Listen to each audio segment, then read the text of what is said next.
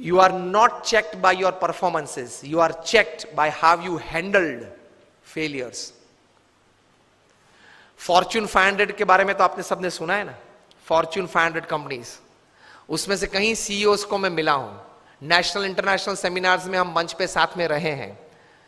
अभी 2 साल पहले शिव खेरा और हम लोग साथ में थे, बहुत अच्छी बातचीत वार्तालाप हम मंच पे बैठे तब हुआ था। बड़े बड़े सीईओज को मैंने पूछा है, मल्टीनेशनल कंपनीज के सीईओज को,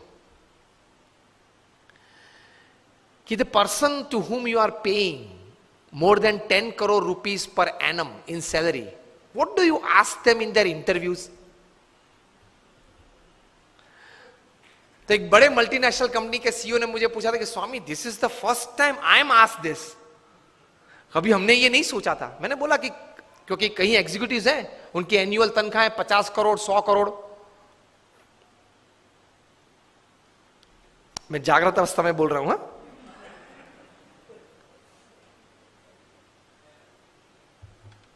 ये बहुत बड़ी सॉफ्टवेयर बनाने वाली कंपनी है,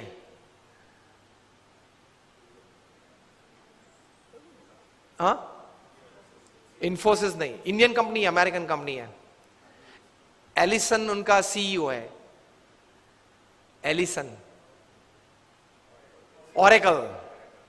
ऑरेकल कंपनी है, आप नेट पे जाके ऑरेकल खोलना, एलिसन नाम डालना और उनकी तनख्वाह आप देखना। पिछले 5 साल की उनकी एवरेज तनख्वाह है $400 million per year.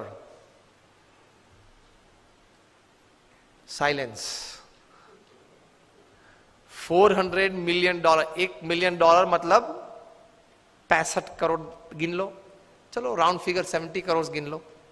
$1 million is, that is $10 lakh, is 7 crore rupees. So 400 million is 2800 crore rupees per annum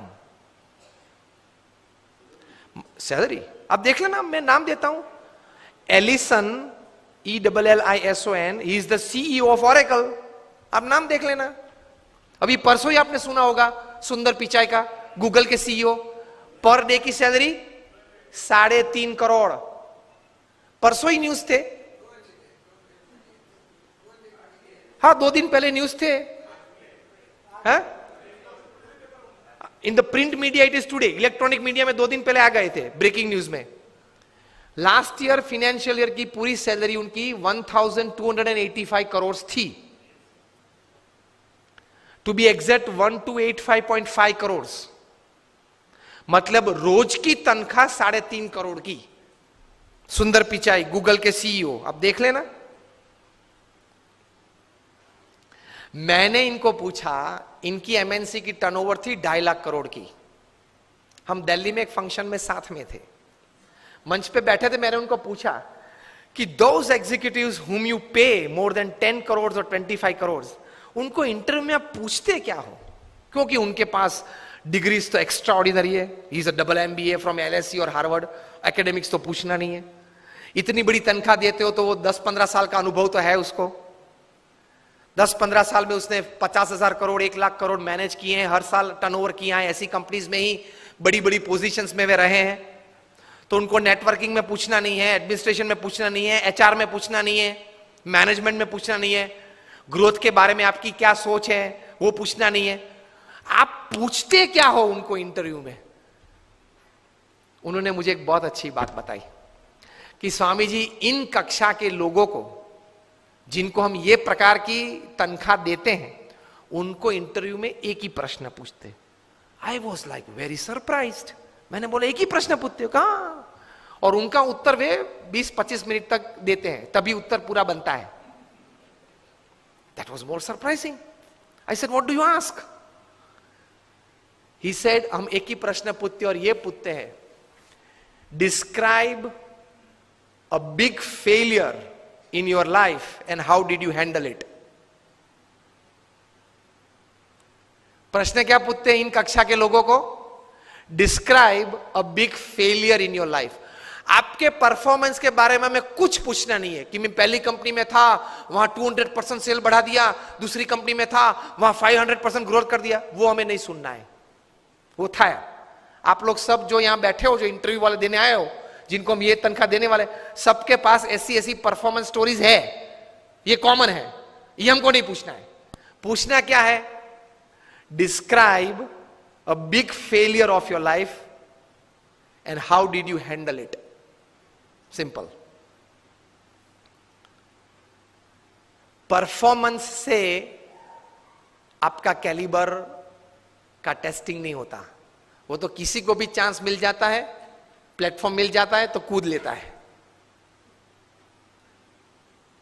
how did you handle failure? How did you handle a setback? How did you handle a fall in your life? That is important. क्योंकि अब routine में जब हमारी, अगर हमने आपको higher कर लिया, रूटीन में हमारी कंपनी चलती होगी, तो आप तो अच्छा परफॉर्मेंस दिखाए नहीं वाले हो। लेकिन कंपनी में अगर बड़ी आफत आ गई तो आप क्या करोगे वो बताओ। बाकी तो आपकी जगह और कोई भी ये कंपनी चला लेगा। Isn't it a very important question? उसमें वो मल्टीनेशनल कंपनी के सीईओ ने मुझे बताया कि स्वामी, इसके उत्तर में उसको 20-25 मिनट हम देते हैं और उसमें भी हम ये जांच करते हैं कि किस प्रकार के विचार और प्रैक्टिसेस उसने अप्लाई किए, वो साइड में रखते हैं। किस प्रकार के एटीट्यूड्स उसने उस वक्त रखे, उस पे हम गौर रखते हैं। What we see in his answer is not what he thought during failure, not practicals what he applied to come out of that failure. What we see is what type of attitude he kept when he was a failure, when he met failure in his life. तो महान लोग ये परिस्थिति में इस प्रकार के attitudes रखते हैं। तो इसमें ये बात आती है गम खाने की। ये बहुत बड़ा विचार जो प्रमुख स्वामी महाराज ने दिए, उसमें कई प्रकार के ऐसे अर्थ आ जाते हैं। That is the greatness of life. How do you handle failures? Failure handle में सिर्फ आपका एटीट्यूड, एक ही शस्त्र आपके पास रहता है। हां, ऐसी परिस्थितियां जीवन में आएगी जब आपके मोबाइल नंबर में 400 फोन होंगे, किसको फोन करूं वो तकलीफ में आ जाएंगे आप। Even if you are the Sahara of thousands of homes, when you are lying बेसहारा in तिहार for 4 years, किसको फोन करूं? उनके मन में भी दिक्कत होगी ना कि अभी 4 साल से 10,000 करोड़ के रुपए के व्यक्ति तिहार में है, किसको फोन करते होंगे वो? मोबाइल में तो होंगे 1000 से ज्यादा नंबर। आपके सिटी के, बेंगलोर के किंग ऑफ द स्काईज जब भारत छोड़ना पड़ा, तब भारत का पासपोर्ट नहीं यूज कर पाए, डिप्लोमेटिक पासपोर्ट पे भाग गए ना। अभी वापस लाने की सब प्लानिंग चल रही है, आएंगे शायद, और अगर मुंह खोलेंगे बड़े बड़े तकलीफ में आने वाले हैं। तो फेलियर्स जब आते हैं तब एटीट्यूड्स किस प्रकार का रखते हैं, that is very important in life. Blame game चालू हो जाती है। तो ये व्यक्तिगत जीवन में है। तीसरा एक बात कार्य दृष्टि से,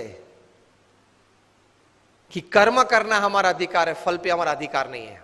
If there are 100 things which are in your control that you can affect the end result, there are 1,000 factors which are not in your control which can negatively affect the end result. Yes or no? आपने बड़ा अच्छा धंधा चालू कर दिया लेकिन government की policy बदल गई तो? आपने स्टैंड का धंधा चालू कर दिया और गवर्नमेंट ने कैप रख दी, क्या करेंगे? रख दी है, और कहीं कैप्स आने वाली है। मतलब there are thousands of factors which are not in your control which can actually effect the end result. इसलिए श्रीमद् भगवत गीता में भगवान श्री कृष्ण ने लिखा है कि you do your job in the best knowledge and the best practices that you have, and result Lord Krishna says I will decide. आपके पूर्व के जो कर्म हैं, आपने जिस भावना से वो कर्म किया है, जिस स्वार्थ से वो कर्म किया है, जिस एक दोनों को धक्का मार के आगे निकल गए हो, वो सब भी गिनती में तो लेना पड़ेगा ना। वो सब वो हिसाब से फाइनल रिजल्ट आता है। अगर ये बात को समझ ले तो आप कभी डिप्रेशन में नहीं आओगे, कभी स्लीपिंग पिल की आपको जरूरत नहीं पड़ेगी।